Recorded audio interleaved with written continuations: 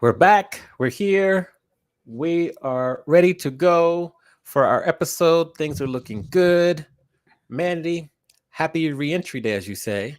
How was your holiday weekend? It was awesome. But I will talk about the holiday weekend, but I want to just commiserate right now with anybody experiencing re-entry. Re-entry is tough. A lot of people have been off since Wednesday, and then all of a sudden it's Monday. It's the last month of the year. When we left our offices last week, it was November.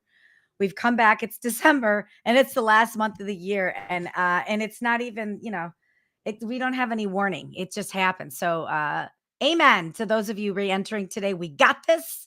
We're gonna crush the next 30 days or so. And just be patient with yourself. Give yourself a little grace because everything's a little slow today. But Thanksgiving was great.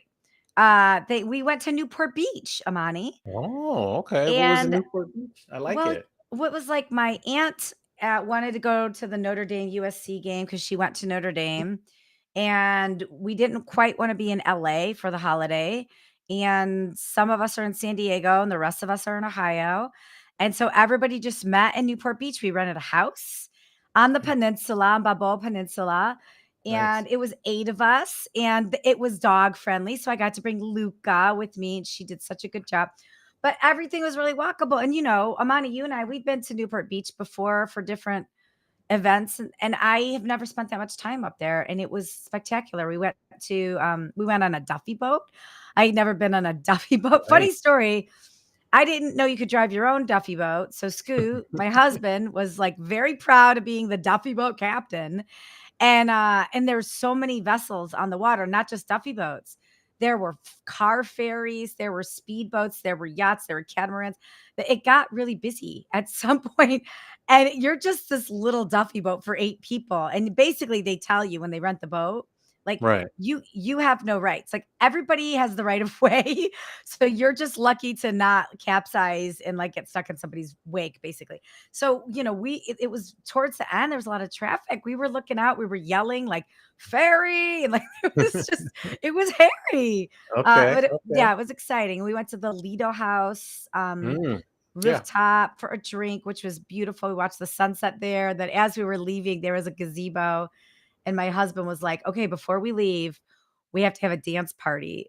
So I put into Apple Music, play Ohio dance party song, whatever it was, and a song came up, and we just ran around in circles in the gazebo, and then we like Okay. exit. We made a big exit. It was amazing. So it Okay. was What fun. was the song? What was the song I was playing? It was I don't know the name of it. It was like "Wake Me Up When It's All Oh, Over." okay. That Yeah. one. So La la la. Avicii, Oh, Avicii and Aloe Black. Yeah.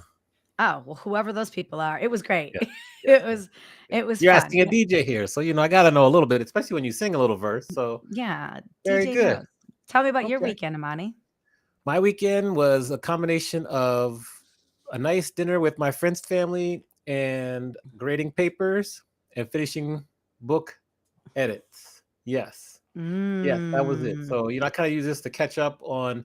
I have this project I give my students, which I love, and it's called a music supervision music sync project, where they have to take four scenes from a movie, TV show, or it can be like a podcast interview, and they have to place music underneath it, so they're actually performing the responsibilities of a music supervisor. So they're Mm. actually syncing the music. They have to pick the song, edit the video, put it underneath, and then come onto camera and explain why they chose the specific song. And so I was watching all of their projects this whole weekend, and they did some really good jobs. And they picked, if you could get, it was so funny, the most popular movie. Just pick, maybe take three guesses in terms of the most popular movie they might have picked. I mean, it's really random, but think about all the movies they could have picked, and this movie came up more than any other movie. Pulp Fiction. No, good guess though. Good guess. No, to try again. I guess I should Um, give you a clue. It came out in the. Titanic. Oh, Nope, you're getting closer though. You're getting closer. okay. It's like one of those historic, like legendary movies, and they kept picking this movie. I Star was so, Wars. so, so surprised. No, Forrest Gump. They picked Forrest Gump, Oh, and it was so, interesting. so interesting how they put the different music underneath it. It's so funny that they're probably between 21 and 25 or 26, but that movie still resonates for them, even though it came out before they were born. Did they get to pick the movie and the songs, or you picked the movie and they all did the songs? They pick whatever they want. Hmm. Yeah, so it was pretty cool. So I was watching that, and that was because it takes, each one has to be 10 minutes. So if you take 10 minutes times 32 students, Oh, that's jeez. that's a good amount of time. So every day I'd watch 6 or 7 and get through them. But yeah, it's good. Were you eating your leftover sweet potato pie where you were watching your So this 340 this minutes? year I didn't. I'm saving sweet potato pie for Christmas. This was just crab Oh, cakes I prepared, and then you cookies, did. cookies and Rice Krispie treats. So I Oh, you prepared did. those. Oh, you did Rice Krispie treats round two because you did that That's a last new, week. yes, yes, Okay. yes. That's a new in my belt buckle. So yes, I got that down now. Oh, all those lady closers. You Yeah. you The really got closers. That's right, baby. you The got a closers. lot Yes. of closers. Well, speaking of closers, I feel like we should get to our closer Yes. here, who I'm so excited. I met Jordan through our digital hospitality, our Rising Tides networking community that we have. And he is such a great storyteller. Every time he talks, there's just so much energy and vision there. And so when he said yes to being on the show, so excited. We've got Jordan Silverman on the show today. He's the CEO of Starfish, where he empowers teams to be financially smarter.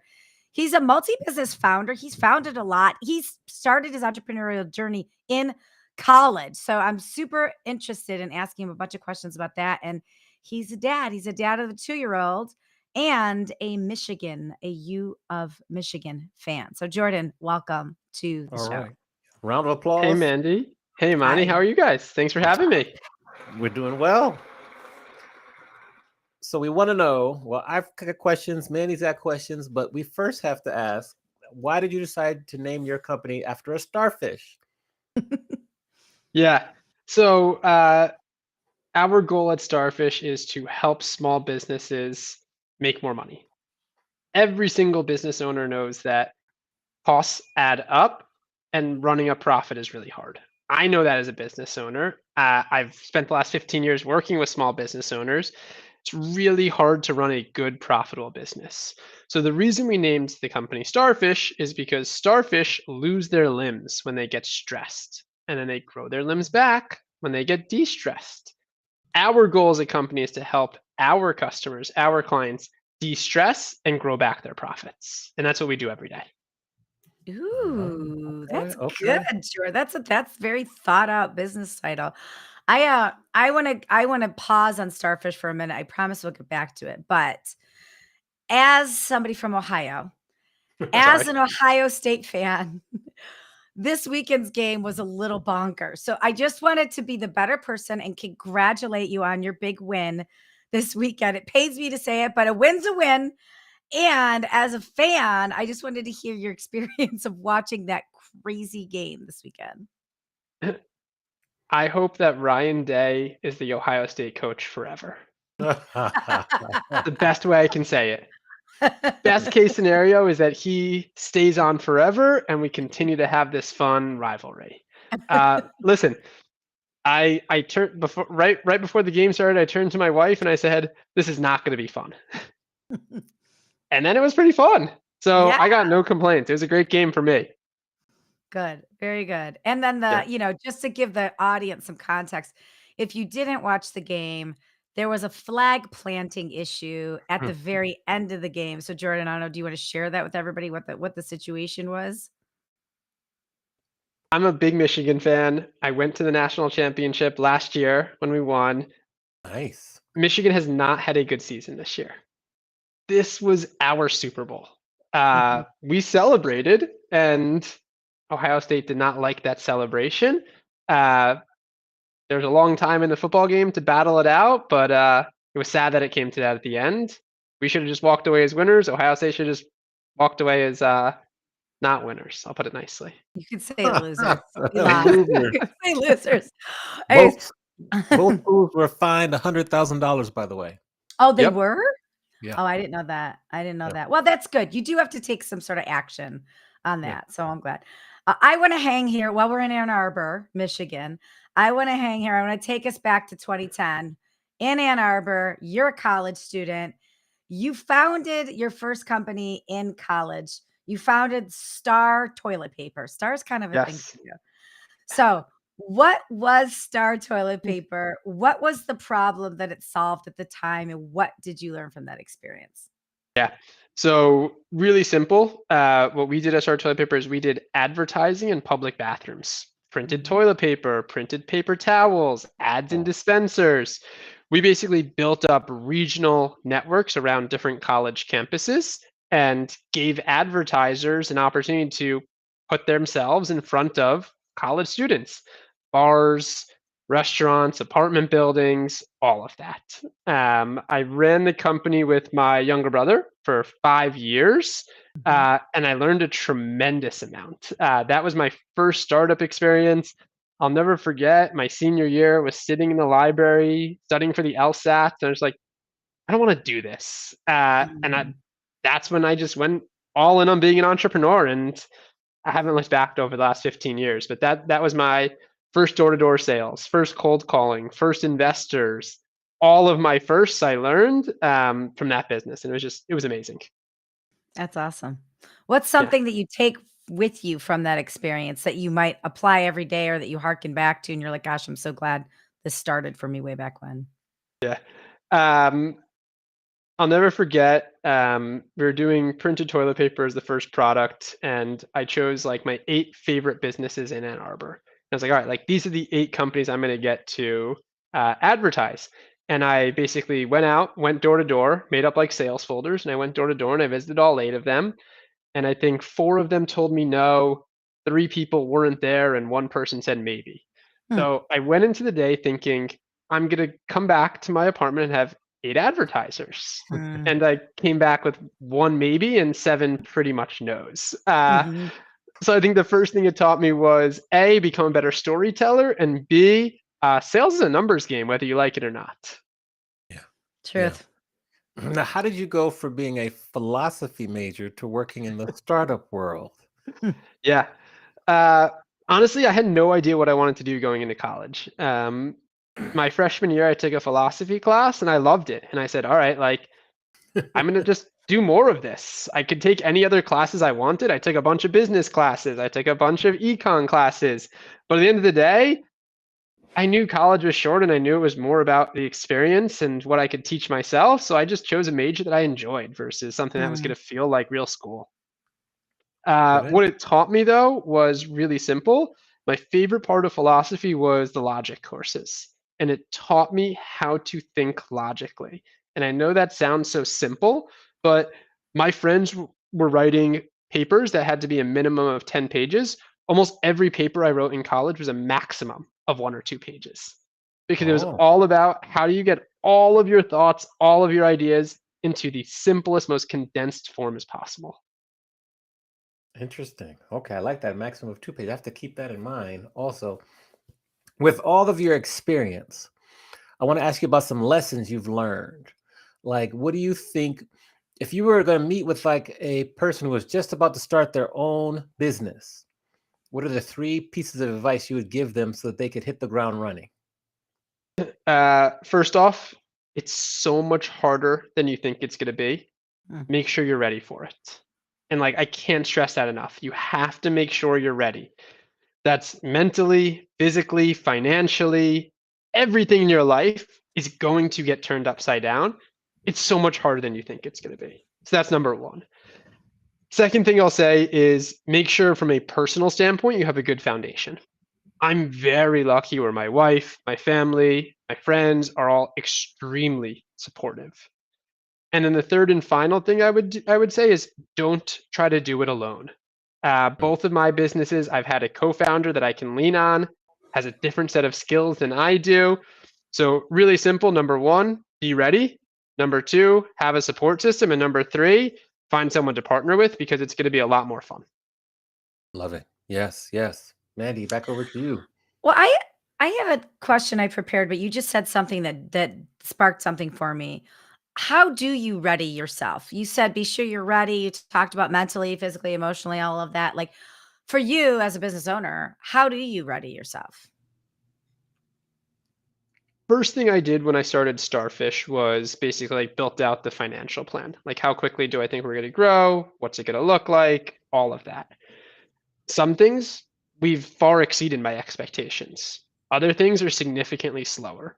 So the first thing I'll say is just from a financial standpoint, make sure you're ready to take the financial impact of being a startup entrepreneur for double the time you think it's going to take. Mm, So I think that's the first thing. okay. Um, Second thing I'll say is there's no work-life balance anymore. And I don't mind that because I love work, but you need to be ready for that. And I work a 9 to 5 job because we have a nanny in school 9 to 5. But that means I do a couple hours before work and then a couple hours after work. So I would say just like A, make sure you're ready financially, and then B, make sure you're ready mentally. Because as I was talking about in my Star Toilet Paper sales example, you're gonna get told no a lot, and you just need to be there. And then the only other thing I'll say is when I ran my first business, when I was running Star Toilet Paper, we were really focused on the solution and not the problem. And for Starfish, we're trying to do a lot better job of not really caring what the solution looks like, but focusing entirely on the problem. And for us, the problem is businesses are failing every single day because they're not making enough profit, because they don't have the cash flow to sustain themselves. And we can actually make a huge impact on that. How we go about it is a lot less important than the impact we make. So let's hang here. This is I'm so glad you transitioned this. So let's hang here now that we're at Starfish. What give us a couple examples of how you are helping businesses? Like what specifically if I'm a small well, I am, I'm multi small business owner and I've got problems, right? Like how are you helping small businesses? When I was running Star Toilet Paper, this is 15 years ago, most small businesses were just starting to build out their websites, right? Like e-commerce is not a thing. POS is not a thing. It was websites. That was the big thing 15 years ago. And I remember that my bookkeeper, I had an external bookkeeper, he handed me QuickBooks Desktop on a CD and said, "This is how you'll get your reports every month." And you fast forward to today, that's the exact same thing that most business owners get. Now you have POS. I mean, look at us. We're talking in 3 different places, streaming across all these different platforms. There's e-commerce, there's inventory, there's AI, there's marketing, but the actual financial analysis is the exact same. You probably have an external bookkeeper for your small business. At the end of each month, they send you 10, 15, 20 pages of reports and say, here's your November report, and that's it. So the first thing that we're trying to do is completely change that. Instead of looking at 15, 20 pages or not looking at it at all, what we do here at Starfish is we tell you every single day, every single week, every single month, what are the 1, 2, or 3 things that you need to go do to drive an impact. If you're a restaurant, that might be increasing prices or changing hours or decreasing labor during non-peak hours. If you are a lawyer, it might be about How do we help you with utilities and rent and things like that? So we're really looking at every single line of the P&L. To give you some specific examples, we have a customer. They are 5 locations and they wanted to start franchising their business. So they had 5 corporate locations. One of the main ways restaurants grow is through franchising. They were having a hard time franchising the business because their food cost was too high. So their Mm. food cost was at 35, 36% consistently, but one of the 5 locations is at 30%, and they could Mm. not figure out how to get everyone to that level. So what we did was first and foremost did a deep dive into the P&L, figured out what that location was doing better, and then on a weekly and monthly basis, we measured and benchmarked the other managers against this top performing manager until we eventually, over 6 months, got everyone down to a 30% food cost. Mm. And that enables them, A, to save $30,000 per month in food cost, but B, to also start scaling because now it's significantly more attractive for a franchisee at a 30% food cost than a 35% food cost. So that's a big macro example of how we can help. Another really small example is we helped a consultant figure out that she was paying for software that she no longer uses. Mm. So it's both big and small. But the way that I look at it is there are a lot of lines in a P&L, and we do not want people to go line by line, month by month, year by year looking at that. Yeah, We can just automate that and do that all for you. that's What awesome. what about for people who are solopreneurs? Very similar to like, well, myself, Mandy has a team, but still we're kind of on the smaller side. What's some low-hanging fruit for us to really be able to identify where we could be like getting more profit and revenue to the bottom line that we might take for granted or just forget about? I'm a big baseball fan. And there's a saying in baseball that you play to the stats in the back of your baseball card. And the way that I would say that for you, Imani, is if you have a really profitable month, there's no reason every month can't be that profitable. So our responsibility is to show you what you did that month that worked well. Sometimes it's revenue, sometimes it's cost, and then help you understand what you need to do every month to follow that. I would say it's less about like these are the low hanging fruits, and we really try to take it at every business is unique, and this is what they can do. Now, of course, in some industries, there's really big things. But in most industries, the big things are labor. And we're not trying to tell you, go cut your labor. Because, of course, Mandy can be more profitable if she goes and cuts a person. But that's not the right way to go about it. It's really about A, looking for inefficiencies in your spending specifically, and then B, benchmarking you against other people in your industry. One of the things we hear over and over again is, oh, I can't lower my rent. Oh, I can't do anything about utilities. That's not true. Like we see customers every single week, every single month, lowering those expenses. Oh, I can't do anything about my credit card fees. You probably can, but you might be able to depending on what kind of business you're doing and what kind of volume you are. So like the 3 of us, if we're using Stripe, we're not doing enough volume that they care, right? But if you're a restaurant doing significant volume, or you're a lawyer and you want to bill, there's a huge difference between credit cards and ACH. What I really love about what you're saying is the mindset of looking at your numbers, looking at your processes, looking at what you do on a more frequent basis, and not just analyzing it, but taking action, actually doing something about it. Because how many, Amani, how many entrepreneurs do you know that 6 or 8 months will go by and they're like, wow, we had a lot come in July. How do I do more of that? Well, 6 or 8 months went by.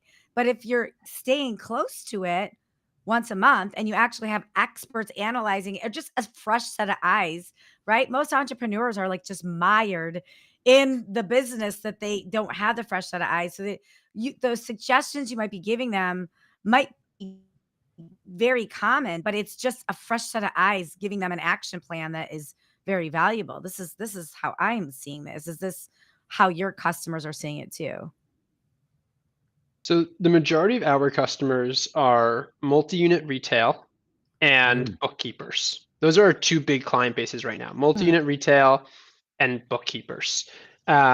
We had one multi-unit retail brand that signed up, and I'll never forget this. They were one of our first customers, and they signed up, they connected their QuickBooks Online account, and they said they lost $50,000 last month. I mean, they're doing $1 million per month in revenue, and they lost $50,000 last month. And I remember calling my CTO, I remember calling Suresh and being like, Suresh, like, something's wrong with the data. There's no way they did $1 million in revenue and lost $50,000. He's like, Jordan, I thought the same thing. We checked the data. So I get on the phone and I call him like, hey, Paul, like, what's going on? Is this correct? And to Mandy's point, his answer was, I honestly don't know if it's correct or not. I'd have to look into it. So Yeah. before you can think about lowering your costs, you need to understand them. Yeah. And as a QuickBooks partner, as a QuickBooks user, it's great, but it's not simple.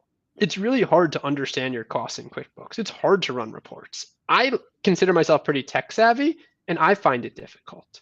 So we're trying to make it so blatantly obvious when something goes well and when something doesn't go well that you can't do anything but take action on it. What do you say to those, multi-unit operators out there, or just any potential customer that just says, I'm overwhelmed. I don't have time for another widget. I don't have time for another platform. I don't have time to manage another vendor. And they may not see Yeah. the value initially. Like, why should they care about Starfish, or why should they care more about, the efficiencies that you provide? First thing I'll say is like we hear that every single day, Mm, right? Like I'm not going to paint this rosy picture. We hear every single day, oh, I don't have time for another application. I don't want my GMs logging into another tool. I want them spending time with the guests and their team. I agree with that. One of the things that we're trying really hard to build here at Starfish, and this sounds a little bit counterintuitive, so I'll explain, is a software application that only works if you never log into it. So our responsibility is to build a tool that's powerful enough that you can log in and dig into data if you want, but simple enough that we proactively email you and text you notifications. So you don't have to spend any time if you don't want to. That's where we look at it. Now, does it take an hour to set up? Yes. But most software takes a week or two to set up. We take an hour. So yes, like any software, there's a little bit of upfront time, but we're really trying to build a tool that works well where you never log into the platform. Because I think in today's day and age, especially with AI, the less you have to have, the less someone manually does, the bigger impact you can make and the better adoption you'll see. Now, you said that bookkeepers is one of your top clients. I find that very interesting because I would think that they would look at you as if a competitor. How does that work, and how did that happen? Yeah, Amani, I thought the same thing was going to happen. So we started out working with multi-unit retail, and then we just kept hearing the same thing over and over again, like talk to my bookkeeper, talk to my bookkeeper. And I pushed it off for a couple months because it's just like, no, like we're replacing bookkeepers. Like, what are we talking about here? And it became really obvious once I actually started listening instead of talking and thinking that we are a bookkeeper's best friend. Because what a bookkeeper doesn't want to do is manually look for errors to make sure the books are closed. What the bookkeeper doesn't want to do is go through that 25-page report and distill it into 3 bullet points of what's actually important. But that's what we excel at. What we're really bad at is putting a P&L together. What we're really bad at is chasing a client for invoices to update something or making sure that a balance sheet is credits and debits are equaling each other. That's not what I want to do.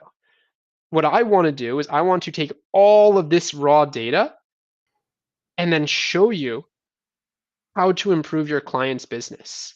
And what we found is that not only can we save bookkeepers time, but bookkeepers are actually leveraging Starfish to upsell their clients. When I was running my business, all my bookkeeper did was send me a P&L once a quarter. That's it.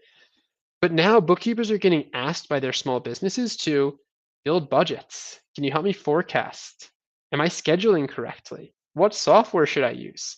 They're really moving from bookkeepers to fractional CFOs. And we can help them spend less time manually analyzing data, manually double checking things, and more time on the things they want to do, which is conversations like this, interacting with clients. Interesting. So when you look at growth, for yourself and your company, what what is on the horizon potentially for Starfish, and then how do you coach your clients in terms of growth also? Um, Personally and business wise, we're wholly focused on how do we work with more bookkeepers, more multi-unit retail. We're really doubling down on that. We believe that if we can build a tool that's good enough for these two, we can build a tool for everyone. So for bookkeepers, that means full financial analysis, P&L, balance sheet, cash flow, all of that. Then number two, for multi-unit retail, right now we just integrate into accounting systems, but we need to start integrating into POS, inventory, labor, all of the tech stack for that multi-unit retail. So those are the two ways that we kind of see ourselves growing. Long term, we'll be able to do budgeting, professional services, group purchasing, all of that, right? But short term, blinders on, better financial analysis, more integrations, more data analysis. That's where we see ourselves. On the how do we help clients, we have to do a better job of this. And I don't just mean like client success, but bookkeepers specifically, and I think this goes for multi-unit retail also, are extremely reactive in nature. Mm. We need to do a better job of educating them on how to be proactive. Mm-hmm. So instead of like today's December 2nd, the majority of clients will close a month between the 15th and 20th. So let's just say they close on the 15th. That means on the 16th, they start analyzing November data. But December's half over. Yeah, it's Yeah. too late. It's too late. We need to do a better job because right now we are simply supporting them. So if they say they want it on the 16th, we get them everything on the 16th. We're supporting them. We need to do a better job at supporting bookkeepers, multi-unit retail, everyone on being more proactive, because the more proactive you can be, the bigger an impact you can make. And starting that process sooner. Yeah. You talk a lot about AI, and I know, people are out there that aren't using AI and they're missing the boat. People are out there that are using AI and maybe not using it to its maximum potential. So when you are talking with people about using AI, how do you disarm the notion of AI when talking to customers? How do you disarm the nervousness of it, or how do you convince them to do it when they may be a little scared of it? Yeah. Uh, First thing I'm gonna say is like the AI is not perfect. It's not taking over the world anytime soon. I can't get it to read a P&L without a bunch of code on top of it, right? Mhm. So I wouldn't worry about that. I got my wife hooked on ChatGPT Mhm. by having her start using it on the personal side. Mm. So I have a 2-year-old daughter. A year ago, she started growing teeth.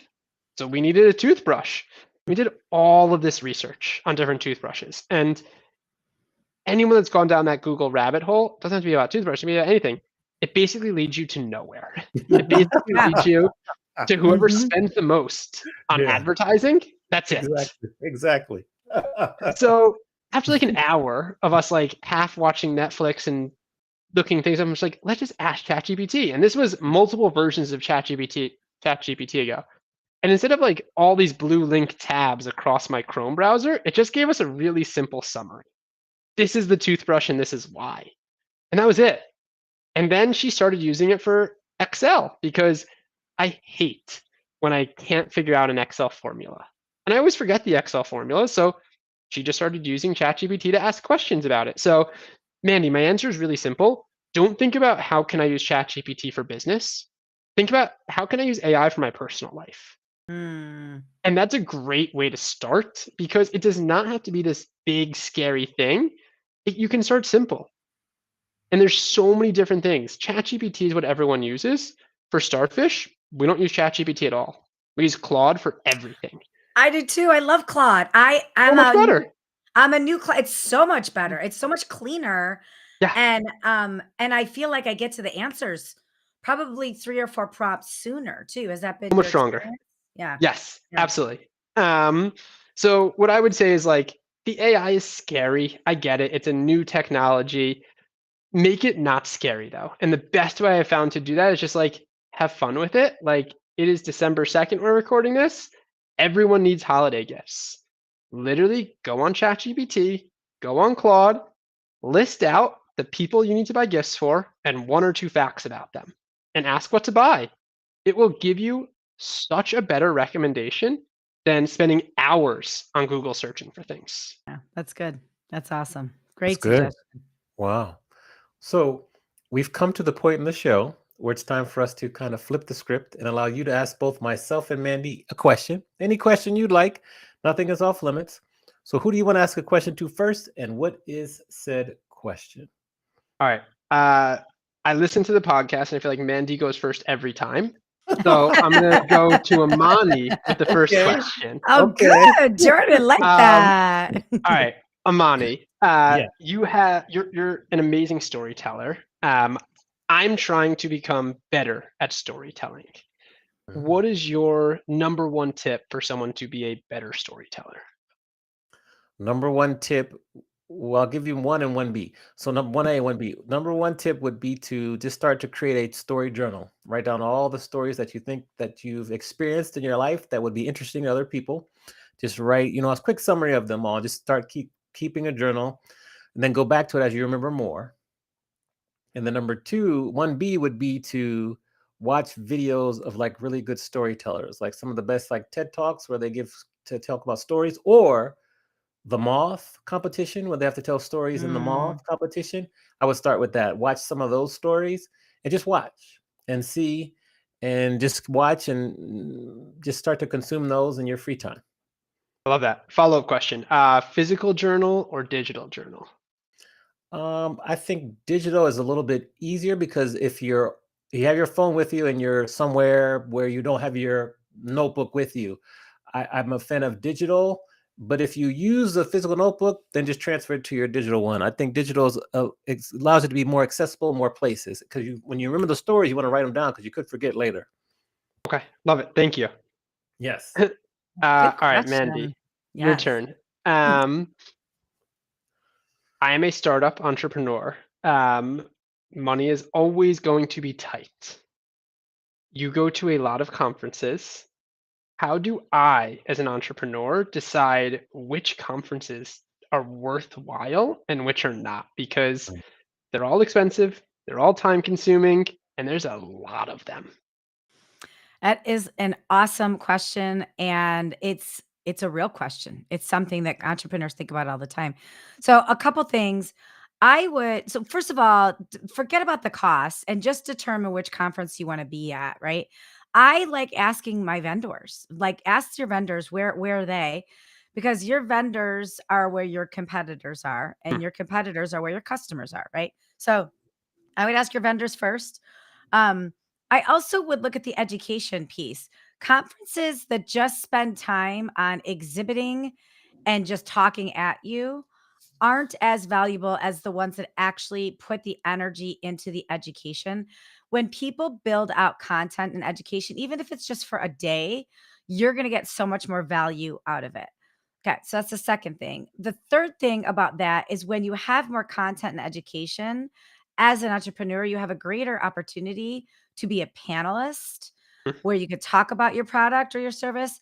You gain physical visibility in that marketplace, and you can sit next to somebody that's looking to learn about the same thing you're willing to learn it, so you have more networking opportunities. So a couple ways to go to conferences for free are offer to speak for free, and then in exchange you get registration. You have to pay for your travel. Some will comp your sleeping rooms. um, Offer to do something like this, like what Amani and I do. Offer to do a LinkedIn live leading up to it for, to promote the conference. Like, think about what you do as a business. I can tell you this: every single conference is most of the time over budget. You could probably offer a service to an association that puts on a conference, or a tech company, and say, in exchange, I need 3 passes to the conference. Mhm. If you can show them immediate value, you could probably get some comp registration. It's Hmm. not hard to get comp registration. The other costs are the flights and the Yeah. sleeping rooms and the entertainment while you're there. But I would offer to speak, be on a panel. give a little bit of your service and get something in exchange. And then the thing, and Amani and I talk about this all the time, it's the mindset surrounding a conference is, yes, it's expensive, but there's so much value in it. So the mindset of you're going to put money in, you're going to get money out. And if you invest the money to go, which I think you should go to at least 2 conferences a year. Yeah. Try and go regional, try and go in your backyard, try and make it a drive market. Like your first couple conferences, they don't have to be in London, they don't have to be in Australia. Find something in Florida where you're at or wherever most of the Starfish people are, and find a way to make it less expensive for you and invest the money because you will get it out. I know it's so hard to invest the money, but get it out. Also ask customers, ask people to sponsor you. I personally am really big on, I've been at this 26 years or so. So the last 2 or 3 years, I've been talking to startups. I've been talking to people newer to the industry or people that have changed industries, and I've been sponsoring them. I'm paying for their conference registration because first of all, I know I'm gonna retire and they're gonna be my boss someday, probably, or maybe they might buy my business someday. I don't know. But I also think it's building the bench of the industry is Yeah. investing back. So obviously Starfish may not be there now, but once you get that party rolling, take an opportunity to invest Mm. in another startup like you Yeah. and help them build their bench. But yeah, I mean, I could probably go on and on about that all day, but I would really focus on the ones that have the content, not like it doesn't have to be the one with the best possible speaker. It doesn't always have to be, the one with Ted Lasso, The it biggest doesn't one. take, Yeah. yeah, but like those regional ones and like where you see it's like panel and conference, content after content after content. That's a lot of bang for your buck there. Awesome. Thank you. Yeah. I appreciate that. Yeah. Yeah. Yeah, If great you answer. ever have a conference agenda you're wondering about and you want to send it to me, I can probably scan that and like tell you if it's worth going to in like 3 seconds flat. So just Amazing. send it to me. I'm happy to look at it for Awesome. you. Thank you. Yeah. Yeah. No problem. No problem. Great So I want question. to great questions, all four of them. I want to take you back to Ann Arbor as you're about to graduate. We're going to sit down at the like a local coffee shop there in Ann Arbor, but you're going to give yourself the Jordan of back then advice based on what the Jordan knows now. What advice would you give your younger self? Really find something that you like every day. Um, I heard you guys talking about like the long weekend, the Monday, and I worked all weekend and I came in Monday like super energized, Aw. raring to go. Um, so what I would tell myself is just like find work that you actually enjoy waking up for and going every day because I've had jobs where that was not the case. And Mhm. is that the case every day at Starfish? Absolutely not. But most days it is. So I would go back and I would tell myself, find something that the majority of the time you can wake up and be super excited to tackle the problem for. Brilliant. Ooh, Love that's it. Simple and good. effective. Over to you, Manny, to close us out. Well, I have two final questions. One is you've been quoted saying, take the cold calls. So, and I agree with this too, but I'm curious if we're aligned on the philosophy as to why. So, why do you tell small business owners to take the cold calls? I try to take every single cold call I can because it's the best way for me to learn about new things. It does not mean I'm buying every single service. I would be literally broke if I bought every service for people that Mhm. cold called me. But I believe that as an entrepreneur, I need to learn and grow. And for me, one of the best ways to learn and grow is to not spend time looking for solutions, but to let solutions come to me. And I let cold calls do that. That's awesome. I love that. I also look at cold calls as an opportunity to sell somebody some like whenever I'll if somebody it's so hard, right? You've cold called since your toilet company back in I still do back every in day. 2010. I I still do still every do. day. Yeah. So if somebody can do a good job at compelling me to want to respond to an email or want to respond to a text or a phone call, I wanna give them that time as a reward. I wanna Yeah. learn how they're selling. I wanna learn about that product, but that also might be an opportunity for them to learn about my business or some of my clients' businesses too. So that's the first time I've heard somebody say, "Take the cold calls," and I really appreciated that. I thought that was really Yeah. good stuff. Yeah, thank you. Yeah, good stuff. What was your Okay, second next. question? Oh, second question is how can we I mean, I was gonna say how can we support you? I have notes like introduce Jordan to my bookkeeper. She's dialed Love in. it. That's great. She's got a whole bookkeeper network. So I'll Yes. introduce you to Corey. But how can we support you? How can we lift you up? You've just given us an hour of your time. How can we best support you? Yeah. So I think number one, intros, clients. We all know that's what drives business at the end of the day, right? So Mhm. if you're the two of you, for everyone watching, if you know bookkeepers, if you know multi-unit retail that's going to be interested, that's great. Um, Second thing I would say is just like spread the general word on Starfish, even if it's not for something immediate. Even if they don't sign up for Starfish, what we really care about is less about Starfish and more about, can we actually help people be more profitable? The Mm, number one reason small businesses close, 82% of small business failure is cash flow issues. Mhm. Not revenue, not it's just cash flow. And like it doesn't need to be. And whether that's with us, another system, just manually doing it in Excel, doesn't really matter. You can be more profitable if you actually want to be. good stuff. It's great Well stuff. said. Awesome. Mhm. Well, we thank you for your time and the advice and the wisdom you shared with us, and we look forward to applying some of the lessons learned and the strategies that you share with us, and just continue to do great things with Starfish. We really appreciate you being with us today. Absolutely. Man, Diamani, thank you guys. Appreciate it. Thanks Also, for being here, Jordan. we'll put you in the green room. So hold on for a minute. Round of applause for Jordan there. Excellent work there. Yes. Yes. All right. Mandy, another episode in the books. Thanks again to Jordan. Who do we have to look forward to next week? We have an interesting character, Malcolm Peace. He's a president of TSET Sarah, real estate type person out of Texas, and I don't know him at all. He's a stranger, a short-term stranger, maybe long-term friend. I guess we'll figure that out next week. I'm excited to meet him. Yes, yes, me too.